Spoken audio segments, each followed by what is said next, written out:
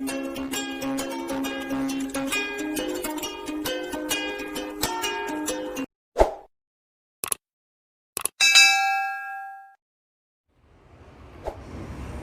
दोस्तों, कैसे हैं आप लोग। आई होप आप ठीक हो, खुश हो, स्वस्थ हो। I am Sachin. Welcome to my channel the review box. Video शुरू करने से पहले मेरे चैनल को सब्सक्राइब करें और वीडियो को लाइक, फॉलो और शेयर ज़रूर करें और अपने कमेंट्स डालना न भूलिए। Let's start today with the today's video. आज देखते हैं कि रिव्यू बॉक्स में क्या है। आज की वीडियो का टाइटल है Lakshadweep island tour, most beautiful state in India, travellers vlog.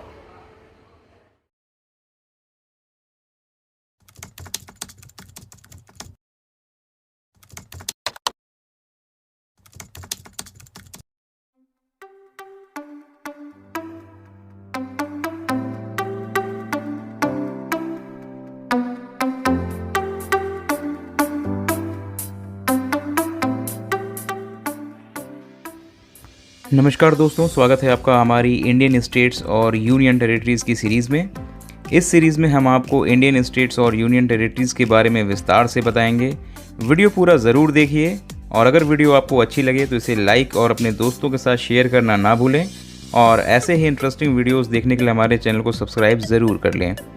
दोस्तों, आज हम बात करेंगे यूनियन टेरिटरी लक्षद्वीप के बारे में। बात कर लेते हैं कुछ की पॉइंट्स की। लक्षद्वीप के अगर एरिया की हम बात करें तो लक्षद्वीप का टोटल एरिया है 32 स्क्वायर किलोमीटर। लक्षद्वीप इंडिया का सबसे छोटा यूनियन टेरिटरी है। पॉपुलेशन की अगर हम बात करें तो लक्षद्वीप की टोटल पॉपुलेशन है अप्रॉक्सीमेटली 65,000। पॉपुलेशन के हिसाब से भी लक्षद्वीप इंडिया का सबसे छोटा यूनियन टेरिटरी है। लिटरेसी रेट की अगर हम बात करें तो लिटरेसी रेट यहाँ पर है 92%, जो कि केरला के बाद दूसरे नंबर पर आती है। लक्षद्वीप की कैपिटल है करावटी, जो कि अगाती एयरपोर्ट, जो कि एकमात्र एयरपोर्ट है लक्षद्वीप में, उससे 58 किलोमीटर के डिस्टेंस पर लोकेटेड है। यहाँ का बिगेस्ट आइलैंड है एंड्रोट। लैंग्वेज की अगर हम बात करें तो यहाँ पर बोली जाती है इंग्लिश और मलयालम। व्हीकल कोड है यहाँ का LD लक्षद्वीप। ज्यूरिसडिक्शन की अगर हम बात करें तो ये केरला हाई कोर्ट ज्यूरिसडिक्शन के अंडर आता है। अगर अल्कोहल कंजम्पशन की बात करें तो लक्षद्वीप में अल्कोहल कंजम्पशन अलाउड नहीं है। केवल बंगाराम आइलैंड को अगर हम छोड़ दें तो किसी अदर दूसरे आइलैंड पर अल्कोहल अलाउड नहीं है। फेमस फूड की अगर हम बात करें तो यहाँ पर फेमस फूड के तौर पर आपको मिलेगा sambar rice, curried and fried fish, seafood etcetera. Important festival की अगर हम बात करें तो सिंस यहाँ पर मुस्लिम पॉपुलेशन है अप्रॉक्सीमेटली 97%, तो यहाँ का जो इम्पॉर्टेंट फेस्टिवल है वो है ईद और मुहर्रम। अगर इकोनॉमी की बात करें तो यहाँ की इकोनॉमी बेस्ड है फिशरीज़, टूरिज़्म एट्सेट्रा इन चीज़ों पर। पूरे लक्षद्वीप में केवल एक ही एयरपोर्ट है, अगाती एयरपोर्ट, और यहाँ के लिए सबसे चीपेस्ट फ़्लाइट मिलती है हमें कोची से। लक्षद्वीप कुल 36 आइलैंड से मिलकर बना हुआ है, जिनमें से 10 आइलैंड पे ही लोग रहते हैं, जो हैं एंड्रोट, अमीनी, अगाती, बित्रा, चेल्टा, कदमत, कल्पेनी, करावटी, किल्टन एंड मिनिकॉय। जिनमें से एंड्रोट आइलैंड सबसे बड़ा है, जिसका टोटल एरिया है 4.9 स्क्वायर किलोमीटर। लगभग 4,200 किलोमीटर से अधिक लगून क्षेत्र और 36 आइलैंड वाला ये क्षेत्र यहाँ आने वाले को वो सब कुछ देता है जो उन्हें चाहिए होता है। द्वीप का समुद्र तट 132 किलोमीटर लंबा होने की वजह से ये जगह वाटर स्पोर्ट्स के लिए बेहतरीन जगह है। अगर आप सी फूड के शौकीन हैं तो ये जगह आपको बहुत पसंद आने वाली है, क्योंकि यहाँ की सी फूड के टेस्ट का कोई जोड़ नहीं है। अगर हम बात करें हमें लक्षद्वीप पहुँचना कैसे है, तो लक्षद्वीप पहुँचने के लिए हमें कोच्चि में लोकेटेड स्पोर्ट्स ऑफिस, स्पोर्ट्स जिसका फुल फॉर्म है society for promotion of nature tourism and sports, यहाँ से इनर लाइन परमिट लेना पड़ता है। फर्दर किसी होटल बुकिंग के लिए या किसी और तरीके की बुकिंग के लिए भी हमें स्पोर्ट्स ऑफिस से ही कांटेक्ट करना पड़ता है। तो बेहतर यही होता है किसी मीडिएटर या किसी एजेंट के थ्रू कांटेक्ट ना करके हम स्पोर्ट्स ऑफिस से ही कांटेक्ट करके इनर लाइन परमिट लें या कोई और बुकिंग कराएं। बिकॉज अगर किसी एजेंट के थ्रू हम करते हैं तो किसी एजेंट के थ्रू वो एजेंट भी हमें स्पोर्ट्स ऑफिस से ही कांटेक्ट करके हमारा अकोमोडेशन या बाकी बुकिंग करवाएगा, तो वो कमीशन हम सेव कर सकते हैं डायरेक्टली स्पोर्ट्स ऑफिस से कांटेक्ट करके। लक्षद्वीप पहुंचने के लिए 2 तरीके हैं, एक है बाई एयर, एक है by sea way. By air आपको सबसे सस्ती फ़्लाइट मिलेगी कोच्चि से, आप इंडिया के या वर्ल्ड के किसी कोने से भी आ सकते हैं लक्षद्वीप के लिए। एयरपोर्ट यहाँ पर एक ही है, अगाटी एयरपोर्ट। और सी वे के लिए भी सबसे जो बेस्ट पॉसिबल वे है that is Kochi. Kochi is the gateway of Lakshadweep. Lakshadweep आने के लिए सबसे बढ़िया जो समय होता है वो होता है अक्टूबर से मई तक का। वैसे आप साल में किसी भी दिन आ सकते हैं, किसी भी टाइम आ सकते हैं, बट सबसे उचित समय अक्टूबर से मई का होता है, जिस टाइम बारिश नहीं हो रही होती है, क्योंकि बारिश के टाइम पर जो सी वेव्स हैं वो काफ़ी रफ़ हो जाती हैं और वो वाटर स्पोर्ट्स के लिए उतनी अच्छी नहीं मानी जाती। बात कर लेते हैं और क्या क्या जगह यहाँ पर हैं लक्षद्वीप में घूमने के लिए। लक्षद्वीप में घूमने के लिए आपको है मिनिकॉय आइलैंड, जहाँ पर आप बोट राइड के लिए जा सकते हैं। कदमत आइलैंड, जहाँ पर डिलीशियस लोकल सी फूड के लिए आप जा सकते हैं। कावरत्ती आइलैंड सनसेट के लिए बेहतरीन जगह मानी जाती है। मरीन म्यूज़ियम आपको अंडर वाटर वर्ल्ड के बारे में आपको एक उम्दा जानकारी देती है। पिटी बर्ड सेंचुरी, अगर आप ज़ू वगैरह या बर्ड सेंचुरी में इंटरेस्टेड हैं तो you can spot some beautiful birds over there. Thinnakara island beautiful lagoon के लिए फेमस है।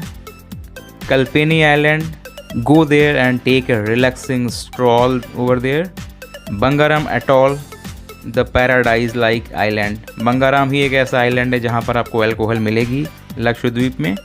Agatti island for smoked tuna fish and more. Kiltan island colonial spot के लिए काफ़ी फेमस है। Amini beach for scuba diving वगैरह के लिए आप इस जगह पर जा सकते हैं। एंड्रोट आइलैंड, आपको जैसे पता है Androth is the biggest island in Lakshadweep. Unique thing की अगर हम बात करें तो यहाँ पर एक यूनिक चीज़ ये है, शादी के बाद जैसे नॉर्मली लड़की लड़के के घर जाती है, लक्षद्वीप में बिल्कुल इसका उल्टा है। लड़का शादी के बाद लड़की के घर जाता है और वहाँ के तौर तरीके जो है वो अपनाता है। तो दोस्तों ये थी कुछ महत्वपूर्ण जानकारी सबसे छोटी यूनियन टेरिटरी लक्षद्वीप के बारे में। उम्मीद करता हूँ आपको ये वीडियो पसंद आया होगा। वीडियो पसंद आया तो वीडियो को लाइक कीजिए, इसे अपने दोस्तों के साथ शेयर कीजिए और ऐसे ही इंटरेस्टिंग वीडियोस देखने के लिए हमारे चैनल को सब्सक्राइब ज़रूर कर लीजिए। वीडियो देखने के लिए धन्यवाद। तो दोस्तों आज के इस वीडियो में हम देखने जा रहे हैं यूनियन टेरिटरी लक्षद्वीप आइलैंड, जो हमारे भारत का अभिन्न हिस्सा है। और वीडियो के बारे में बताने से पहले मैं ये कहना चाहूँगा कि आने वाले कुछ वीडियोस में हम कुछ एक टूरिज़्म जैसे एक श्रृंखला बनाएंगे कि जिसमें हम लोग जो हमारे भारत की जो अन्य यूनियन टेरिटरीज़ है और वहाँ पे टूरिज़्म के हिसाब से क्या देखने लायक है, उसके बारे में मैं कुछ वीडियोस बनाऊंगा, चाहे फिर वो दीव दमन है या फिर अंडमान निकोबार है, पौंडीचेरी है। तो जो ऐसे अलग अलग जो यूनियन टेरिटरीज़ है जिसकी अपनी अपनी एक विशेषता है, उनके ऊपर मैं एक वीडियो अलग अलग वीडियो ज़रूर बनाऊंगा। तो आज के टॉपिक पर आते हैं लक्षद्वीप आइलैंड, है ना। बहुत ही बेहतरीन, बहुत ही खूबसूरत, मानो जन्नत जैसा एहसास इस आइलैंड को देखकर होता है। और बहुत ही खूबसूरती से इस वीडियो को बनाया गया है। जिस तरीके से एरियल फ़ोटोशूट्स लिए, फ़ोटोग्राफ्स लिए गए हैं, फ़ोटोशूट्स किए गए हैं, तो बहुत ही बेहतरीन। पूरे टीम को एक हैट्स ऑफ की। एक बहुत ही संक्षेप में एक फैक्ट फाइल हमारे सामने लक्षद्वीप आइलैंड के बारे में उन्होंने रखी है। तो हम देखते हैं कि हमें जो जानकारी हासिल हुई है लक्षद्वीप आइलैंड के बारे में, तो ये जानकारी हासिल हुई है कि जो कैपिटल है वो कारावती है। वहाँ का जो एकमात्र इकलौता जो एयरपोर्ट है वो आगाती है। टोटल लक्षद्वीप जो है 36 आइलैंड से बना हुआ है, 32 स्क्वायर किलोमीटर में फैला हुआ है। जो सबसे बड़ा आइलैंड है उसका नाम एंड्रोट है। 92% लिटरेसी रेट है, जो केरला के बाद सबसे अधिक लिटरेसी रेट मानी जाती है। पॉपुलेशन 65,000 के आसपास है।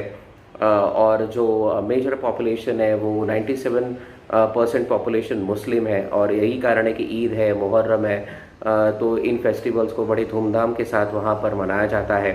और जब आप आइलैंड पर जाने के लिए जो सबसे उपयुक्त समय है वो अक्टूबर से लेके मई तक है। जब भी हम लोग किसी आइलैंड के बारे में चर्चा करते हैं, आइलैंड के बारे में जानकारी हासिल करते हैं, जब हम देखते हैं तो वो खूबसूरत नीला सा, बहुत ही एक सैंडी बीचेस हमारे सामने आते हैं, लगून्स हमारे सामने आते हैं, कोरल रीफ्स हमारे सामने आते हैं।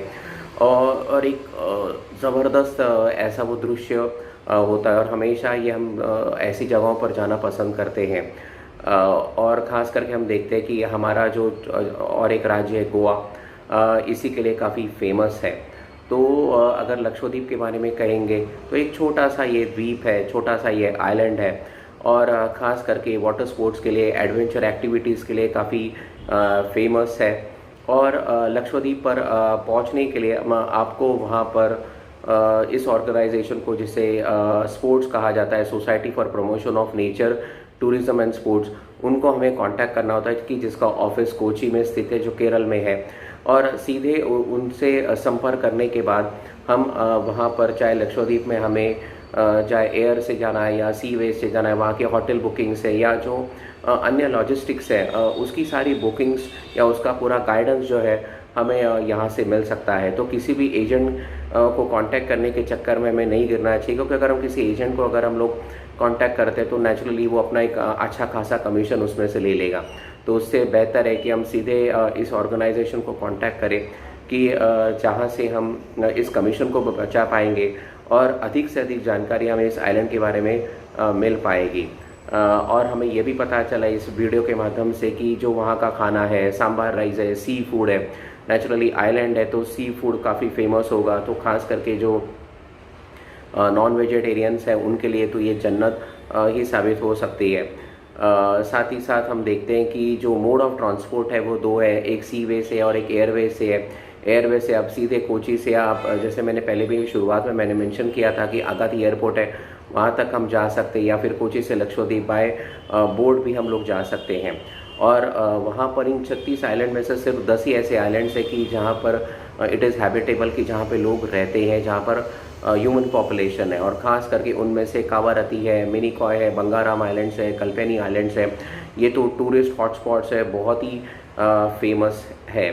तो और ख़ास करके हमें ये भी पता चला है कि अनोखी चीज़ हमें लक्षद्वीप आइलैंड के बारे में पता चली है कि वहाँ पर शादी के बाद वहाँ पर दूल्हा जो होता है वो अपने ससुराल यानी अपने दुल्हन के घर जाकर वहाँ पर अपना घर बसाता है। कि जबकि आमतौर पर हम देखते हैं कि शादी होने के बाद जो दुल्हन होती है अपने ससुराल यानी अपने दूल्हे के यहाँ पर जाकर उसका घर वहाँ पर गृहस्थी संभालती है। तो वहाँ पर हमें बिल्कुल उल्टा सा दिखाई देता है। और यही हमारे हिंदुस्तान की खासियत है, उत्तर से लेकर दक्षिण तक, पूर्व से लेकर पश्चिम तक, रहन सहन, खान पान या फिर बोली भाषा, और ख़ास करके जो अनोखा निसर्ग है, जिसकी कृपा हमारे असीम कृपा हमारे हिंदुस्तान पर रही है।